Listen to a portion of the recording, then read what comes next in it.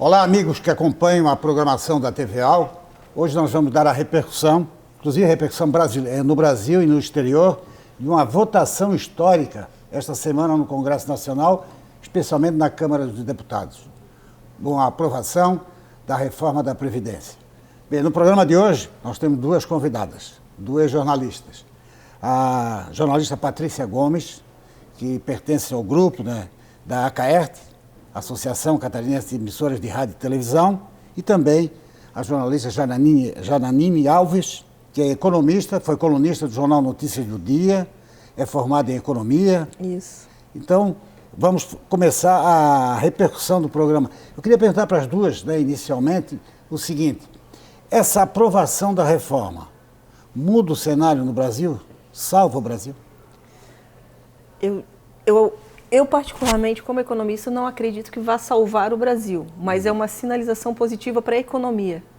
A partir do momento que, ao ser aprovada já no primeiro turno, teve repercussão, por exemplo, no dólar, o dólar caiu e a Bolsa teve uma elevação. Então, cria uma expectativa positiva em relação ao governo e, principalmente, ao governo colocar as contas em ordem. Porque esse é o grande objetivo da reforma da Previdência. Acho que o que tem que se discutir é o que é necessário para o país colocar uma boa expectativa para o mercado, que dê credibilidade e confiança ao empresário. Gastar menos, por exemplo? Gastar menos. Eu, por exemplo, eu não acredito que a reforma da Previdência por si só resolva os problemas do país. Até porque a gente tem um país onde existe um orçamento e nesse orçamento seria um caninho onde existem muitos furos que precisam ser exterminados, precisam ser melhorados, precisa ter melhor gestão pública, melhor gestão no município, nos estados e no governo federal. É necessário que os poderes tenham consciência que precisam economizar e contribuir para a sociedade, assim como os empresários também, E a gente sabe que o grande embate da Previdência, é óbvio, que o trabalhador em si, de uma forma geral, quando bem informado, ele vai ser contra a reforma da Previdência porque sabe que vai dificultar a aposentadoria. O acesso a alguns benefícios serão dificultados, até porque a grande intenção da reforma da Previdência é economizar. Economizar para o governo. E ao economizar, o que acontece? Para economizar, ele vai disponibilizar menos dinheiro para o trabalhador que se aposentar, é óbvio. Vai demorar mais tempo, 10 anos para alguns, enfim, tem um processo de transição, mas a gente sabe que essa economia vai atingir o bolso de todo o trabalhador, que depende da Previdência, seja para aposentadoria ou por algum tipo de benefício. Patrícia, você acredita que vão acabar os privilégios? Pelo menos a reforma, ela torna mais igualitária a aposentadoria de nós, trabalhadores da iniciativa privada, com os servidores públicos, Já iguala a questão da idade, de 62 para mulheres, 65 para homens. No serviço público, por exemplo, as mulheres se aposentam com 55 anos e não tem nem regra de transição, já vão passar para 62 direto, E a questão de a mesma alíquota para todos, vão pagar a mesma alíquota. Tanto o servidor público quanto da iniciativa privada, todo mundo vai ter a mesma alíquota, vai pagar a mais se receber a mais. E a reforma também trouxe uma diminuição de 8% para 7,5% da alíquota para quem ganha até R$ 1.800, ali muito perto de R$ 1.800. Então, baixa um pouco para quem ganha menos, E é isso que ela estava comentando, que foi a sua primeira pergunta.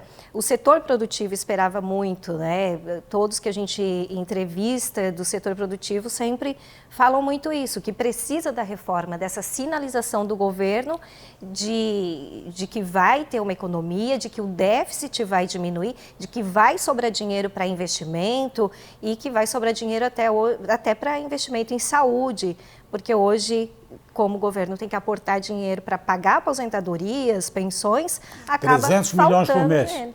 300 milhões de reais por mês. E o maior, e falando em privilégios, esse maior déficit proporcionalmente é por causa do salário de servidor público, Janine? Na realidade, existe um contraponto em relação ao que realmente é déficit. Até porque o governo tem um cálculo, o Ministério da Fazenda tem um cálculo, os auditores da Receita Federal têm outro. os auditores da Receita Federal têm um cálculo que faz jus ao déficit, levando em consideração o que diz a Constituição Federal. E o que diz a Constituição Federal, o sistema seria superavitário até 2014 e 2015. Né? Não teria esse rombo astronômico. Inclusive, eu tive a oportunidade de entrevistar o Henrique Meirelles. É verdadeiro esse rombo? É assim, aí, segundo os auditores da Receita Federal, existe até atualmente um déficit, mas é muito pequeno em relação ao que o governo anuncia. Né? Menor. É menor, porque assim, a Constituição Federal, ela estabelece as várias contribuições, né? Por exemplo, o trabalhador paga, o empresário paga, mas tudo que a gente consome ou usa de serviço tem uma pequena parcela de contribuição social. Por quê? Porque, segundo a Constituição, a sociedade tem que se unir para garantir os benefícios sociais. Né? Então, ao fazer, é como se fosse, popularmente falando, uma vaquinha, né, que incide sobre toda a sociedade. Só que alguns desses valores, né, não constam do cálculo do governo. Né? O próprio Henrique Meirelles disse que o déficit calculado por eles em engenharia significa dizer que eles espremeram os números para que o déficit fosse tão grande. Isso está gravado, né, nas palavras do próprio ministro.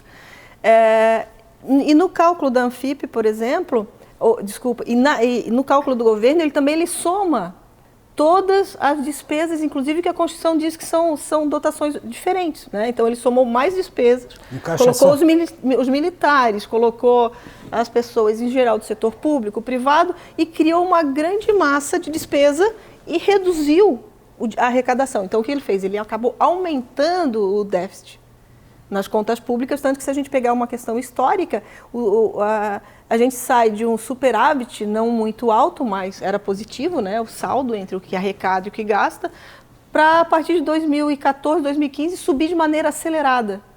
Né? Então, se a gente considerar o que os auditores da Receita Federal dizem sobre o déficit da Previdência, mas o que a OAB brasileira também confirma, que o governo deveria seguir as regras da Constituição, deveria cumprir as regras da Constituição no seu cálculo. Tanto que a minha indagação ao ministro foi exatamente: ministro, para esse seu cálculo caber dentro da realidade, tem que se mudar a Constituição Federal, porque o que diz o artigo 195 não contempla o que vocês fizeram. Né? Então, o que a gente vê é o seguinte: existe uma maneira forçada de colocar no país como se o déficit da Previdência fosse o grande causador de todos os males. E a gente sabe que não é. E fazer as pessoas acreditarem que isso vai resolver o problema da economia é temeroso. Por quê? Porque a gente sabe que os problemas do Brasil, eles consistem em vários outros critérios no gasto público, na responsabilidade com o erário, na responsabilidade com o que se investe. Né? Porque a gente viveu e vive ainda uma onda de anticorrupção. Óbvio, é o mínimo que se espera de um cidadão, né, quando ocupa um cargo público, é que ele cuide do erário como cuidaria das suas próprias despesas. Né? E eu costumo dizer que a grande revolução que vai salvar a economia do Brasil, seja daqui a 5, 10, 50 anos, não sei quanto tempo, mas é uma revolução moral interna, onde as pessoas vão acreditar que, sendo justas e honestas no cumprimento de suas atividades, né, é a única maneira. Agora, tem uma questão, né? O Brasil, entre 54 países, segundo o Tesouro Brasileiro, Tesouro Nacional, é o que mais gasta do PIB com custeio. É o que mais afeta o PIB brasileiro em relação a outros países, até aqui na América Latina. É o problema do custeio, que é muito alto, né? O custeio é alto, mas se a gente colocar o grosso dos gastos públicos, mais de 40% tem a ver com juros da dívida e amortização. Ou seja, é o grau de endividamento que o cidadão comum também não pode absorver. Porque assim, qualquer pessoa, quando ela está endividada, ela passa a gastar mais com juros no banco, passa a depender de empréstimo, ela acaba se endividando e não dando conta das suas despesas. E o que acontece com o Brasil é isso. Cerca de 40% e 43% dos gastos equivalem a juros e amortização da dívida. Aí a gente vai cair na Previdência, 23%. Quase a metade. Aí sim, o que é mais absurdo é quando a gente encontra os gastos com saúde e educação que ficam entre 4% e 6% do PIB.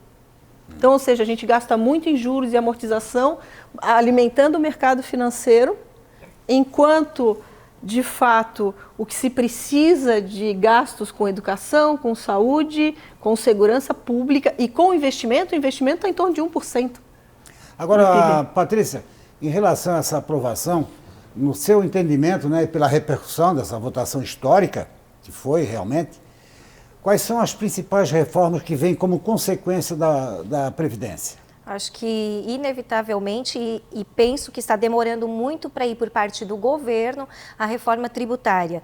Tem já uma tramitação na Câmara, que é de um deputado de São Paulo, Bahia, não me lembro. Já foi formada até uma comissão especial? Sim, inclusive já passou na CCJ, apressadamente, está tramitando muito rápido, já estão formando comissão especial, que é a reforma da tributária do Bernardo App, né? E o que tem hoje lá é essa. E agora me parece que o Senado está apresentando uma outra, só que a do Guedes ainda não foi, que eu acho que precisa o governo mandar rapidamente a sua proposta de reforma tributária. Eu até gostaria de voltar nessa questão que a Janine falou do déficit, que ela até contesta a existência do déficit, né, da Previdência, se tem ou não. Mas uma coisa que eu penso que seja incontestável é essa questão a população brasileira está envelhecendo. Então, a gente tem o triplo de pessoas com 65 anos do que tínhamos há um tempo atrás, né? Há 50 anos atrás. A nossa idade, a nossa longevidade tem aumentado muito. Então, quer dizer, nós hoje ainda somos um país jovem, mas vamos ter daqui a pouco muito mais velhos do que jovens. Então, não teria mesmo que fazer uma reforma, independente de déficit ou não déficit, para resolver esse problema que no futuro provavelmente a gente ia ter por ter uma população mais idosa, de mais aposentados? Na realidade, eu não contesto o déficit, sim o cálculo que leva a um déficit tão grande, né? E a gente pode ser, o déficit hoje está em torno de quase 300 bilhões, né, anual. Só que a gente sabe que existem despesas que foram desvinculadas do contexto da Seguridade Social, né, que é a DRU, em torno de 20%. Isso equivale a 100 bilhões. Quer dizer, retiro da Previdência para outros fins. Então, por exemplo, o meu ponto de vista que é o seguinte: se eu preciso desvincular 100 bilhões para outras despesas, o meu problema não é aqui, e sim nessas outras despesas que eu estou captando, né? E o porquê eu preciso dessa desvinculação. Então, assim, a reforma da Previdência é necessária? Sim, é necessária, porque em 88, quando foi assinada a Constituição, a idade média no Brasil chegava a 65, 66 anos. Hoje aumentou para 76, então tem muita diferença, né? As pessoas chegam aos 50, 60, 70 anos com melhor condição física e mais capacidade de trabalho por um período maior. Só que, dentro desse contexto, o que eu imagino é o seguinte, que a justiça seria feita de acordo, vamos cumprir a Constituição, vamos fazer os cálculos certos, vamos reconhecer essa longevidade e vamos pensar principalmente nessas pessoas de baixa renda. Por quê? Aí vamos de novo voltar aos municípios, né? Que a gente sabe que a crise reduziu o orçamento dos municípios, o repasse não é o suficiente para que se mantenham os serviços básicos. Mas o que vai acontecer com esses municípios? Por exemplo, cerca de 70% dos municípios no Brasil hoje, a aposentadoria representa mais do que o fundo de participação dos municípios. Então, esses municípios dependem, né? O aposentado, quando vai lá, o pensionista pega o seu salário, sua pensão no final do mês, ele vai, no início do mês, né? Ele vai até o comércio, ele vai pagar suas contas, vai fazer nova compra e ele movimenta a economia daquele município. Então, isso vai ter um impacto ali na frente. O governo está economizando esse dinheiro, só que para a economia não é tão positivo tu tirar o poder de compra dessas pessoas. Até porque, se tu aumentar R$100 no salário mínimo, essa pessoa que recebe o salário mínimo, ela vai aumentar o consumo de comida, que é o básico. É o básico. Então, a gente deveria pensar no salário mínimo, a gente deveria pensar na aposentadoria e na assistência social exatamente como uma maneira de fortalecer o mercado interno. Porque o que o governo quer? Ele vai fazer a reforma da Previdência, vai reduzir os gastos, vai tirar o poder aquisitivo, porque de fato é isso que acontece, né? Ele vai tirar o poder aquisitivo das pessoas e isso vai ocasionar um impacto dentro do município que vai passar a arrecadar menos, as pessoas vão ter maior necessidade de seguridade social, de assistência à saúde e até de alimentação, né, de moradia. Então, o que adianta eu fazer uma reforma tão acentuada, tão brusca, né? Você acha que foi brusca? Eu acredito que sim. Principalmente para as pessoas numa faixa de 2 salários mínimos. Por que agora, que tu acha isso?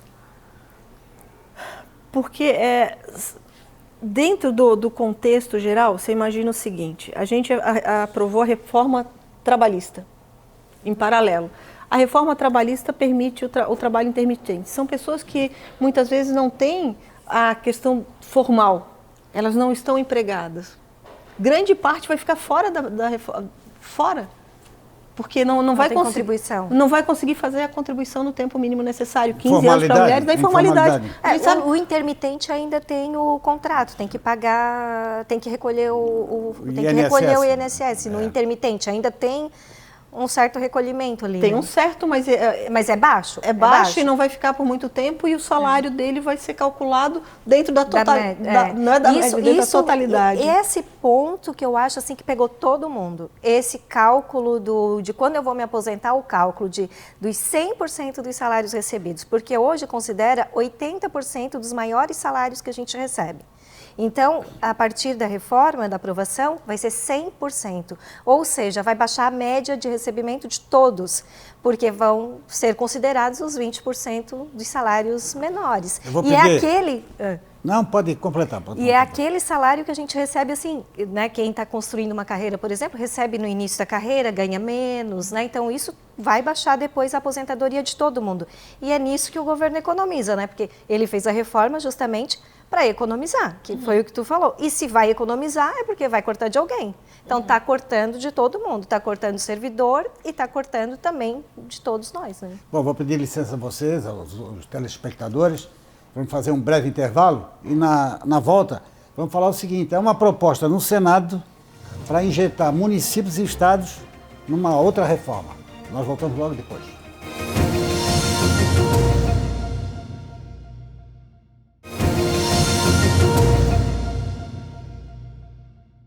Voltamos então com um programa edição extra, hoje debatendo o projeto da reforma da Previdência aprovado nesta semana na Câmara dos Deputados no primeiro turno. Terá o segundo turno com a redação final. Estamos aqui com a jornalista Patrícia Gomes, também a jornalista Janine Alves. Eu falei antes do intervalo o seguinte, já há uma proposição do próprio presidente do Senado, Davi Alcolumbre, e de outros senadores para que seja injetada, quando o projeto for para o Senado, a reforma atribuída também a municípios e estados.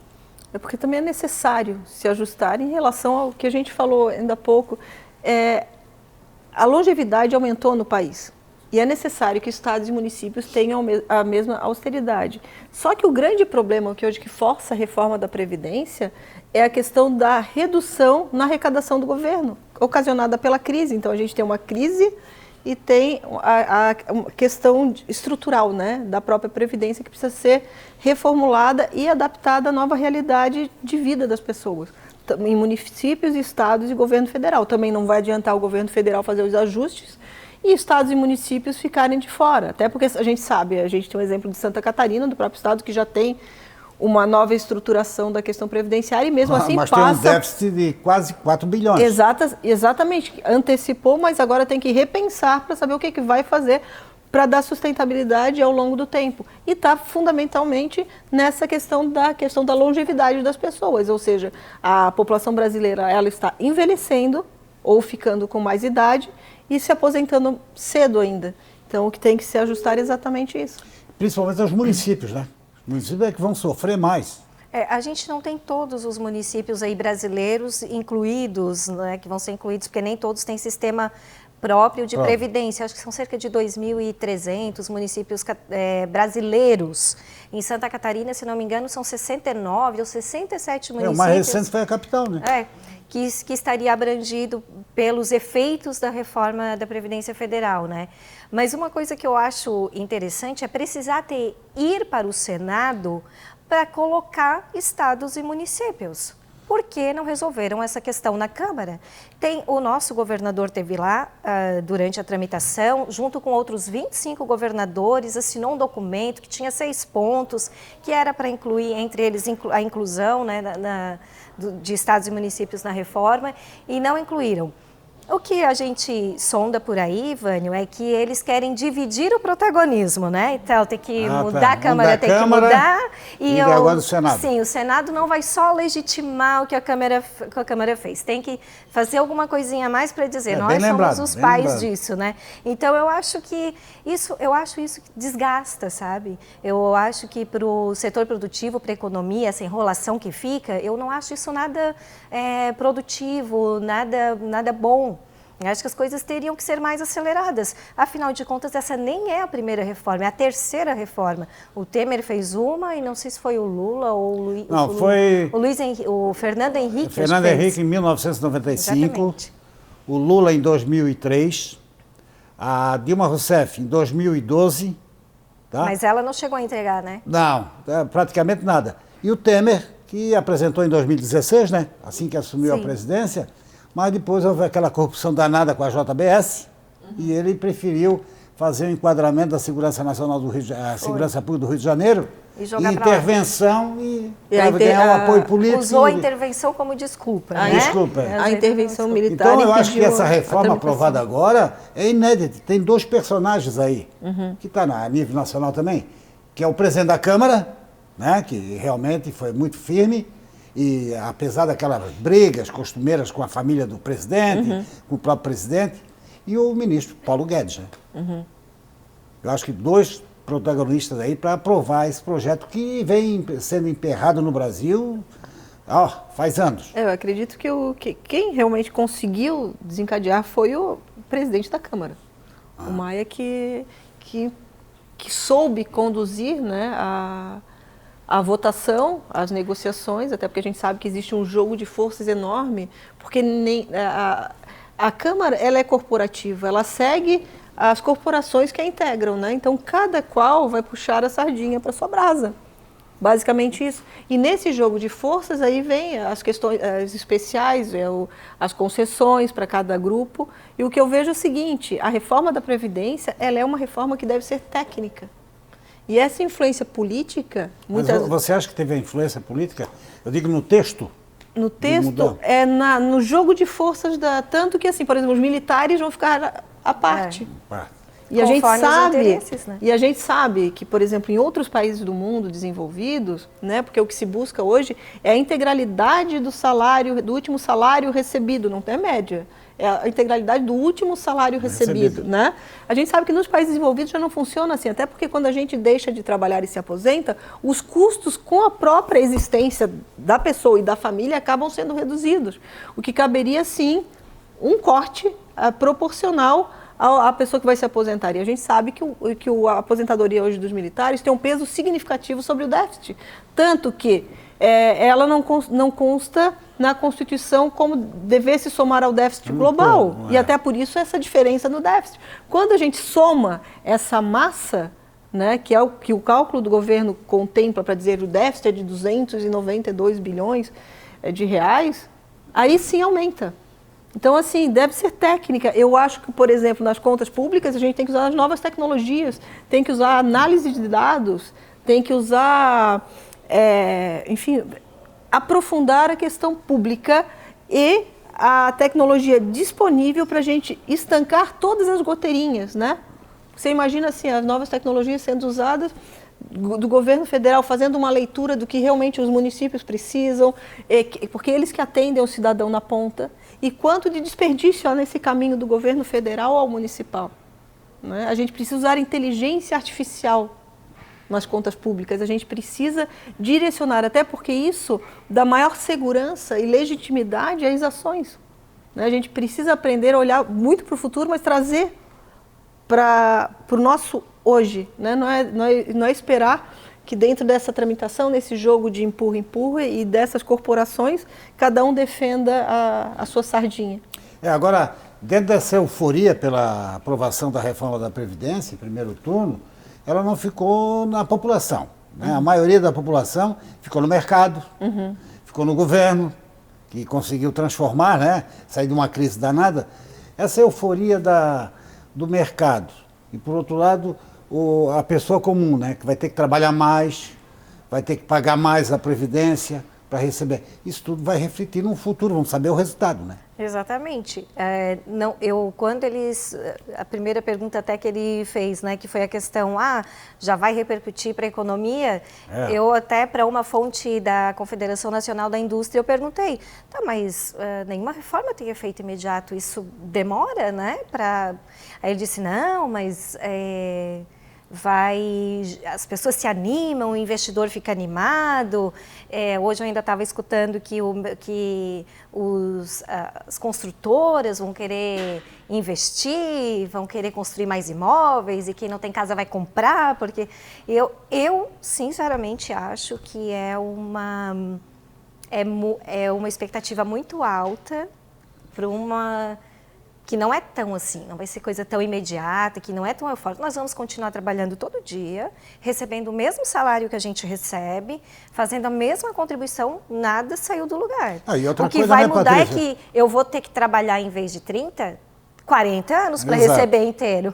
Então, agora, isso tem que estar bem claro para as pessoas. Agora é bom lembrar, né, que o efeito dela, da PEC, ela vai se dar depois da aprovação no Senado, tá? Depois da sanção, né?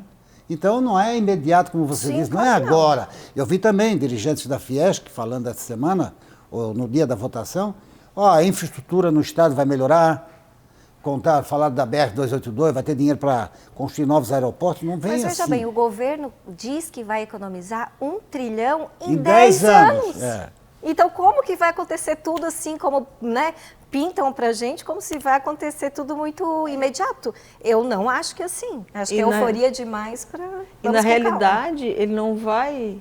Ele vai deixar de gastar. Tem uma diferença significativa, né? Porque muitas vezes eu também não posso gastar aquilo que eu não tenho. Mas ele vai gastar tanto que o déficit está exatamente nessa... Pois é.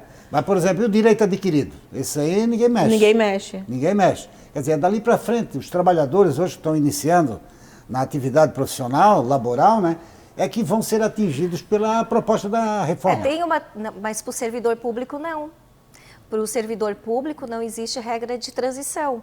Então, vamos supor, eu estou com 54 anos, sou servidora pública, ano que vem com 55, eu poderia me aposentar se eu já tivesse o tempo de contribuição, 30 anos, né, para eles. Não posso mais, porque não tem regra de transição e eu só vou poder me aposentar com 62 anos. Então, eu, mulher com 55 anos, terei que trabalhar mais 7 anos. Quer dizer, eu até posso me aposentar, só que daí eu não vou ganhar o 100%. E daí tem aquele percentual, né, que começa 60% da tua média salarial com 20 anos de contribuição e mais 2 pontos percentuais pedágio, a cada né? trabalho. O pedágio. E aí, para chegar em 100%, só para quem trabalhar 40 anos. Então, para o servidor público, como essa regra já é imediata, pensa bem, Vânio, o governo já vai deixar de aposentar um monte de gente que se aposentaria ano que vem. Exato. Não vai ficar pagando aquele aposento e não vai precisar repor aquela vaga. Já temos uma economia aí. É um problema em Santa Catarina, né? Por exemplo, aqui, a folha do inativo já está maior do que a folha do pessoal ativo. Tem 2 folhas de pagamento do Estado todo mês para fazer. Então é isso aí que você falou, quer dizer, com a regra nova, dá uma parada nisso aí, quer dizer, nem todo mundo vai poder se aposentar. E para entender a economia, o impacto que isso tem, por mais que a gente ache, não é imediato, a gente viu que é sim.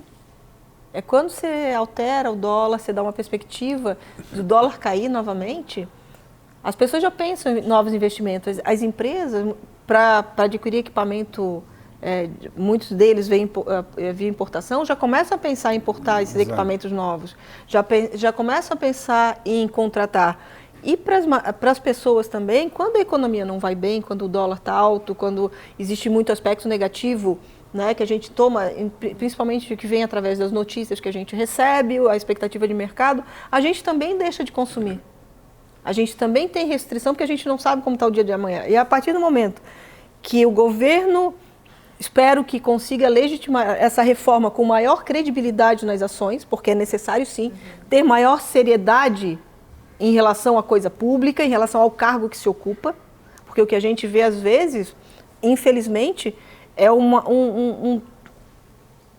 parece até brincadeira, né? Algumas declarações, principalmente o Twitter, eu acho que tem causado um transtorno nas expectativas dos empresários de maneira bastante complicada. Então, o que a gente precisa ter é o seguinte: a reforma é positiva porque ela é necessária em relação ao aumento da longevidade das pessoas. Realmente ela é necessária, a pedra, né, basilar é de 88 e o cenário já mudou muito. A gente realmente precisa dessa reforma. Só que a gente precisa também que o governo utilize isso como uma maneira de alavancar com mais seriedade, mais austeridade e mais credibilidade nas suas ações. A gente não pode pecar nesse sentido. Tem que ter um choque de gestão, né? E para isso tem que agir tecnicamente, né? Tecnicamente. Tecnicamente. Com habilidade política. Porque só tecnicamente, sem ter habilidade política, ele não circula, ele não consegue aprovar as medidas e ele vai criar uma expectativa. Por exemplo, o que se diz, né, da liberação de recursos para votação, né, para que os deputados votassem as emendas, enfim. Quando ele abre essa expectativa e se ele não cumprir 100% do que ele afirmou que estaria fazendo em função da adesão dos deputados, ele vai criar uma expectativa nas próximas votações que ele vai precisar de apoio. Mas já está no orçamento, né? O valor da emenda já foi colocado no orçamento. Mas a gente sabe que entre estar no orçamento e ser depositado em conta, ser empenhado... Em Santa Catarina mesmo, a média é de 40% de cumprimento das Só que aqui em Santa Catarina tem um orçamento impositivo, né? Que não foi pago nos últimos 2 governos. Exatamente. E agora estão discutindo. Que é mais rigoroso ainda. Que é impositivo e não é pago. Imagina se não fosse. Imagina o que é negociado. E aí isso também não podia ter essa moeda de troca, né? Deveria votar por convicção. Exatamente. Né? Agora vai ter que... Não, fica essa barganha, né? Essa barganha, não, eu vou votar se tu me der dinheiro para aquele hospital lá da minha comunidade que eu botei lá de emenda lá parlamentar no orçamento. Então, tudo esse atraso, né? Esse jogo político que eles fazem, essa cobrança, a barganha, só te dou meu voto se tu pagar a minha emenda. Tem um fato bem natural aí para o presidente Jair Bolsonaro, apolítico, né? Eu vou governar. Hoje dependeu do auxílio, né? Como se diz, do auxílio da Câmara dos Deputados, da influência política, para poder aprovar, para ter maioria. Negociou ou não, recebeu favores ou não, mas teve que entrar na influência política. Não tem maneira, até porque ele ficou 28 anos no Congresso. E é difícil dizer que a ação de uma pessoa que viveu 28 anos no Congresso seja apolítica, né? Porque ele tem que ter esse conhecimento claro, né, sobre como funciona. Infelizmente, porque, por exemplo, a reforma... Por isso que eu sempre enfatizo muito a questão técnica com habilidade política. O que é a questão técnica? É a gente olhar para a reforma da Previdência tecnicamente, cumprindo, por exemplo, a questão do déficit, se soubesse exatamente, porque eu gostaria de saber exatamente qual é o valor do déficit, considerando esses fatores, né?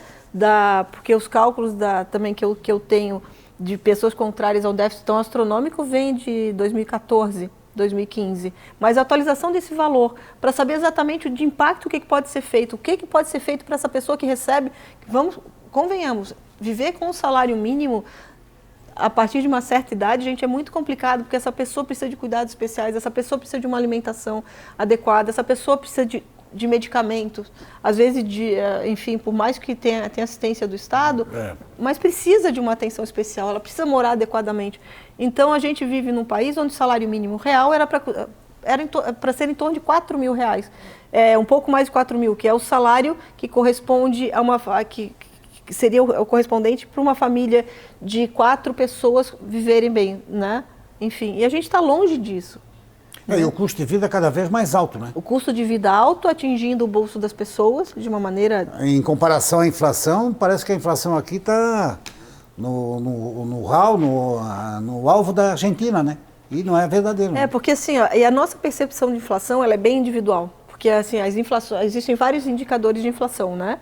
Que correspondem a uma cesta básica de produtos, por exemplo, e serviços que contemplam, cada um tem a sua cesta básica. Só que nós, particularmente, temos as nossas despesas básicas. Por exemplo, se eu não tenho aluguel, se o aluguel aumentar, ele não vai interferir na minha inflação. Claro. Agora, dependendo do meu consumo, né? Por exemplo, para o motorista de táxi, de Uber, enfim, se tem um aumento no combustível, a inflação dele dispara. Né? Então, isso que a gente precisa dosar. E realmente, a nossa percepção individual de inflação é que a inflação está muito acima de todos os indicadores. Bom, nós vamos conversar daqui a pouquinho ainda. E vamos perguntar o seguinte, será que a esquerda foi a grande derrotada na aprovação da reforma da Previdência? Daqui a pouquinho.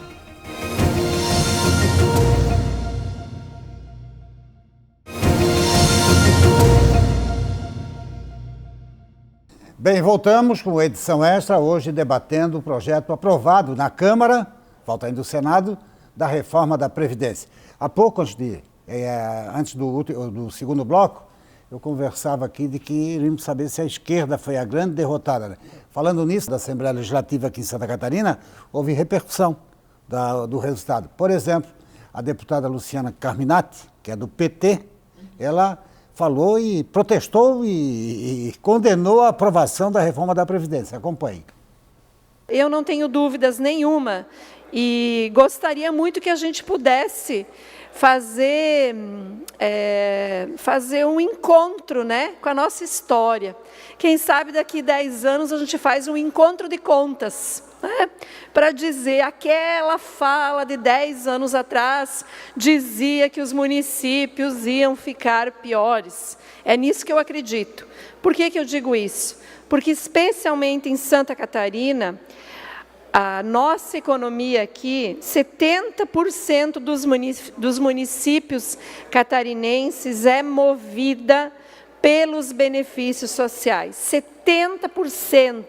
Ou seja, se só de cara você aumentar o tempo de contribuição, significa que por 1 ano e meio não terá mais aposentados ou benefícios. Isso significa que a receita que movimenta 70% dos benefícios em Santa Catarina, ela vai sofrer reduções. É por isso que quando o governador tirou uma foto defendendo a reforma da Previdência com os 3 estados do Sul aqui, eu fiquei triste. Eu fiquei triste porque acho que o papel do governador é trazer receitas, não tirar receitas dos municípios. E por último, lamentar esse presidente da República que se elegeu dizendo que ia acabar com a política toma lá da cá.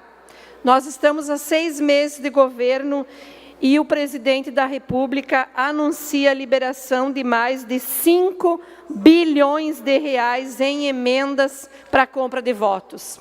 Não dá, né? Essa é a mais escancarada da política toma lá da cá.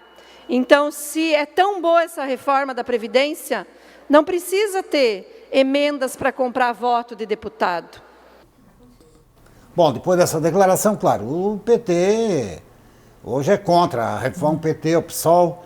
Você acha que, vocês dois, acham que a reforma da Previdência, essa votação que foi fenomenal, né? Fenomenal em relação aos votos contra, atingiu diretamente a esquerda no Brasil? Sempre é uma frustração, acho que para uma corrente, seja de esquerda ou de direita, perder uma grande votação e por uma diferença tão grande quanto essa, até porque se esperava uma votação menor. Eu não considero que a esquerda tenha perdido, porque de fato quem perderam foi os trabalhadores, né? Porque o que a gente sabe, quem vai sentir na pele é o trabalhador que quer se aposentar ou que precisa de um benefício. De maneira clara, a gente sabe que existe um ônus que foi jogado no bolso das pessoas. Só que é necessário para o governo, sim, né? E o que a gente espera é que a partir daí se crie maior responsabilidade sobre as consequências do que está se fazendo, porque a gente sabe que o efeito no bolso das pessoas vai sim mexer com a economia de mais de 70% dos municípios brasileiros, que dependem da aposentadoria para se movimentar. Não, mas por outro lado tem muito aposentado que volta a trabalhar. O que já acontece hoje com grande parte dos aposentados é que eles se aposentam e continuam trabalhando. A gente já sabe que é uma prática comum, porque a aposentadoria não é suficiente para manter as condições de vida. Então, as pessoas realmente continuam trabalhando. E as empresas, por si só, estão aproveitando, até porque a gente sabe que... Né, a experiência profissional... A experiência, o conhecimento adquirido, né, o conhecimento tácito dessas pessoas é muito grande. E eles ainda têm... E o vigor físico e intelectual ainda auxilia nesse processo, né? Mas, paralelamente a isso, acho que é uma questão que a gente precisa trazer também, que vai ser necessário, sim, melhorar as condições de trabalho, condições desse trabalhador, até porque a gente sabe que existe um grande afastamento de funcionários por estresse, burnout e outros transtornos ligados ao trabalho e que precisam ser solucionados. Vai ter que ter uma política pública no sentido de incentivar também as empresas que atuem nesse sentido, de fazer as pessoas serem mais saudáveis e terem maior satisfação no trabalho. É por isso. Aí está o calo da produção maior, né? Exatamente. Tudo influi na produção. Qual é a sua opinião? Sobre a esquerda ter perdido, eu acho que a oposição faz o seu papel. Né? Esse espernear, reclamar, obstruir, é o papel da oposição. Se fosse o outro lado, faria a mesma coisa. É Exatamente, um jogo, né? Então... Eles estavam preparados, queriam perder, certamente. Acredito que eles também achavam que deveria ter reforma da Previdência, que não dá tanto que os próprios governos petistas tentaram fazer, né, Vânio? Então, faz parte do jogo isso. Eu acho que ninguém perdeu, na verdade. Espero que nem a população tenha perdido, porque embora a nossa média salarial vá baixar, né, quando a gente se aposentar, eu espero que essa promessa que eles falam, que vai sobrar dinheiro para eu ter uma saúde melhor, para eu ter uma educação melhor, eu espero que se concretize. Eu acredito muito nessa boa vontade, né? Bom, dentro desse destaque da votação, também temos que registrar aqui que dos 16 deputados federais de Santa Catarina, que representam o Estado no Congresso Nacional, na Câmara, 15 votaram a favor. Claro, teve o voto tradicional do deputado Pedro Kizai, do PT, que votou contra. Falando nisso, Santa Catarina também teve participação no desdobramento da discussão, do debate sobre a reforma da Previdência. Aqui na Assembleia, o deputado Bruno de Souza, que hoje está sem partido, ele aprovou uma moção de apoio à reforma da Previdência. Vamos acompanhar o que disse o deputado. Não existe matemática, porque a gente não quer gastar não quer ter cortes aqui em educação, não quer ter cortes em saúde, mas a gente não quer reformar a Previdência. Não adianta, isso é falta só de consciência fiscal. A realidade é muito mais dura que isso. Se você não quer cortar em lugar nenhum e ainda não interromper o seu maior gargalo, não vai dar certo. De algum lugar vai sair. Então a pessoa ou é contra porque não leu, ou porque tem algum motivo ideológico específico, ou porque irá perder privilégios, como hoje quem lidera as manifestações contrárias à reforma é a Anfip, que é justamente a Associação dos Auditores Fiscais, que está entre os maiores beneficiados da Previdência, aonde estão as maiores distorções. A nossa Previdência custa, como eu falei anteriormente, 5,8 vezes o gasto total do governo em saúde, 6,5 vezes o gasto com educação, 54% de todo o gasto primário do governo. E nós não vamos falar em Previdência? Senhores, vamos ser responsáveis, vamos começar a apoiar o que é necessário, vamos parar de pensar em narrativas que dão votos e vamos começar a pensar que pode não existir um Brasil para ser eleitos nos próximos anos. É isso que a gente está falando aqui.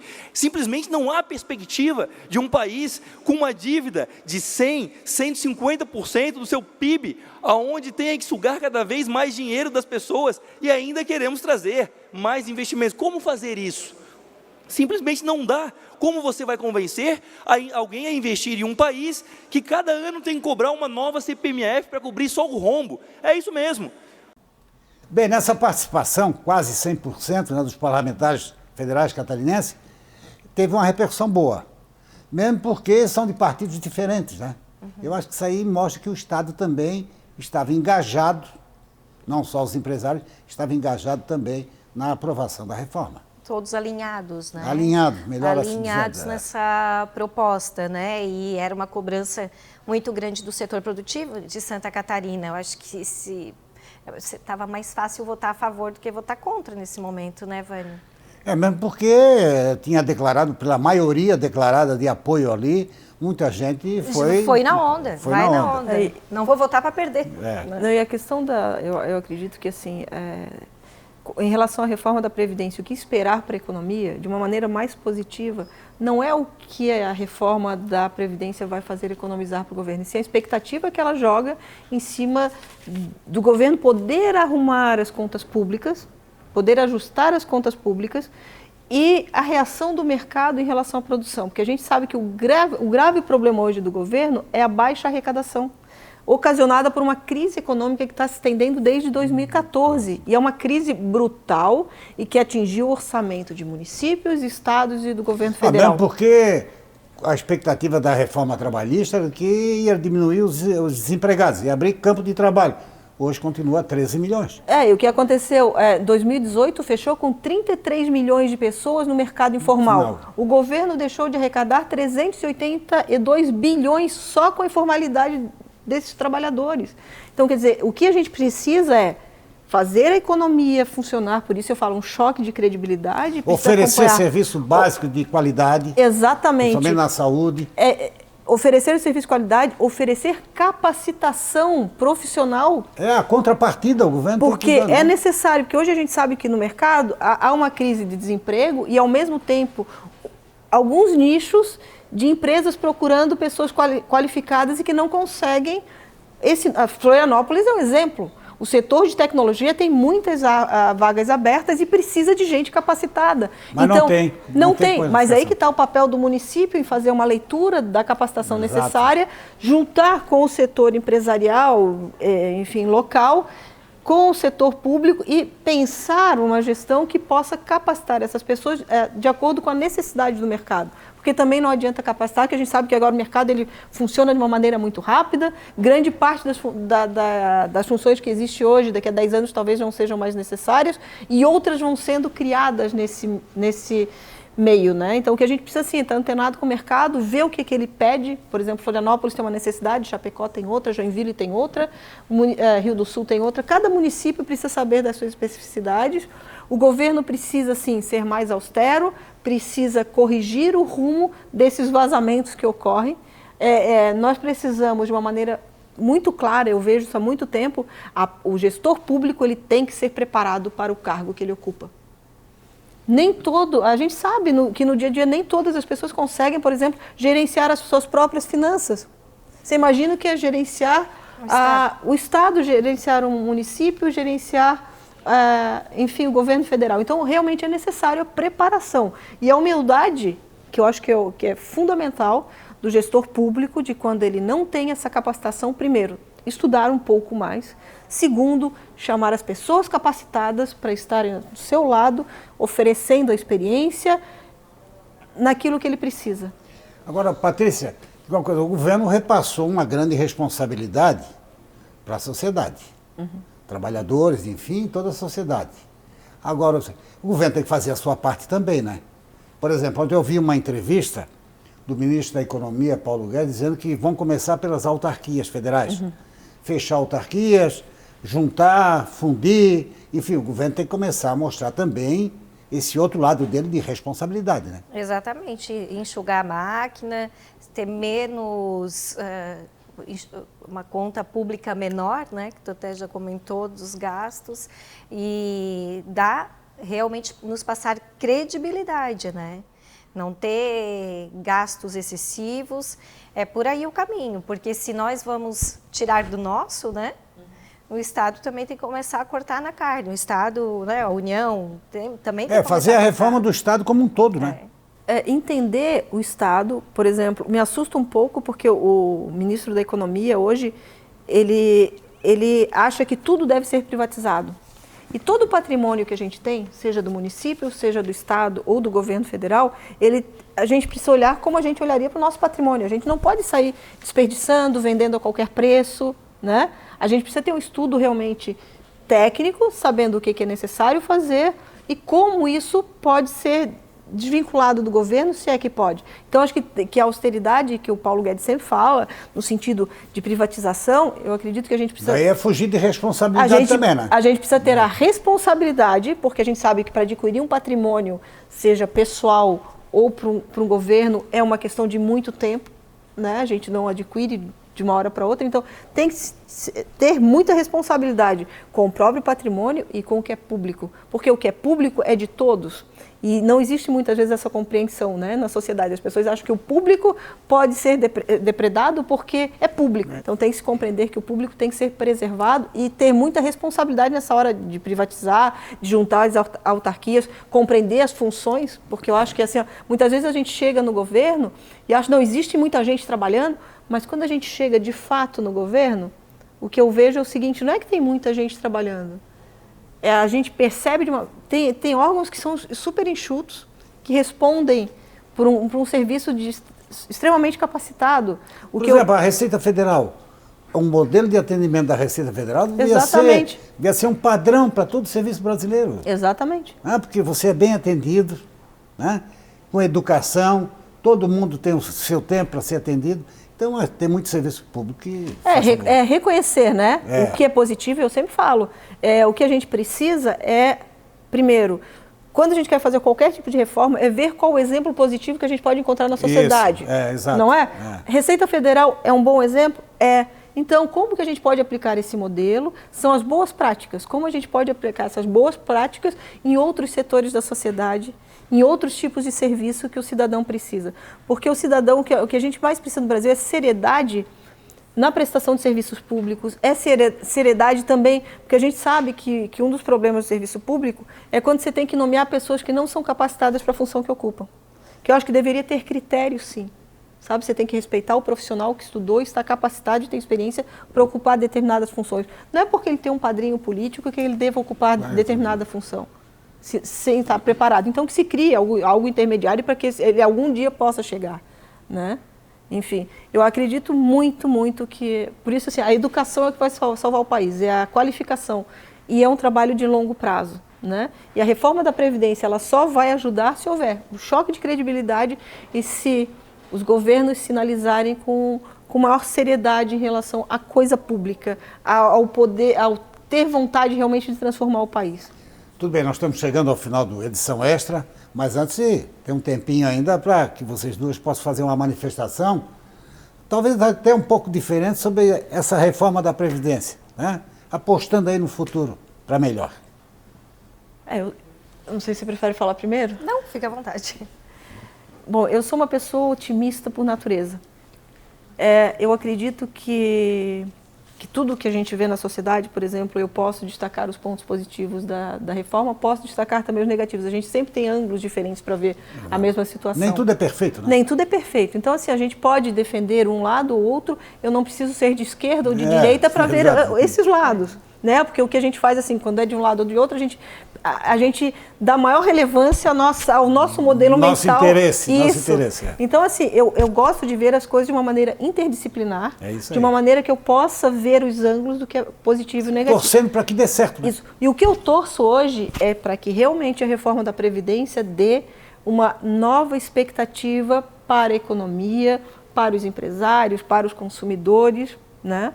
E que a gente possa ver esses números da receita, não do que o governo vai economizar, mas esses números se refletindo em movimentação econômica e uma preparação do Estado para, lá na frente, saber que quando ele reduzir, porque tem política pública, né? Quando ele vai reduzir essa massa de salário na mão dos aposentados, dos pensionistas, muitos municípios vão sofrer as consequências. Então, está na mão hoje do Legislativo e do Executivo executarem e pensarem nas políticas que vão ser necessárias ali adiante, né? Cuidando da saúde, da segurança e do bem-estar do cidadão, de uma maneira bem efetiva. Patrícia. É isso aí, como tu falaste, e até eu já tinha colocado que a minha esperança, né, é que realmente se cumpra o que eles falam, de que essa economia que eles fazem vai voltar em serviços para a população, então que eu não vou precisar pagar um plano de saúde, eu vou ser bem atendida no SUS, nos postos de saúde, Espero que o governo dê continuidade à proposta dele de fazer o pacto federativo, inverter essa pirâmide. Valorizar as cidades, né? Exatamente, botar o dinheiro ali onde os serviços chegam até a gente, porque não é o governo federal que bota o atendimento do dia a dia ali na nossa porta, né?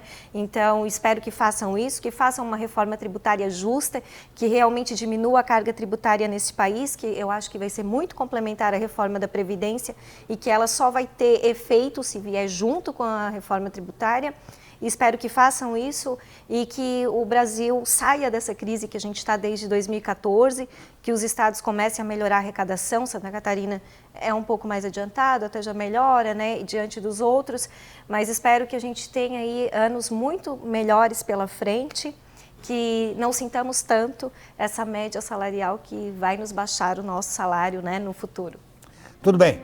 Obrigado, Patrícia. Obrigado, Janine. Especialmente obrigado a você, telespectador da TVAL.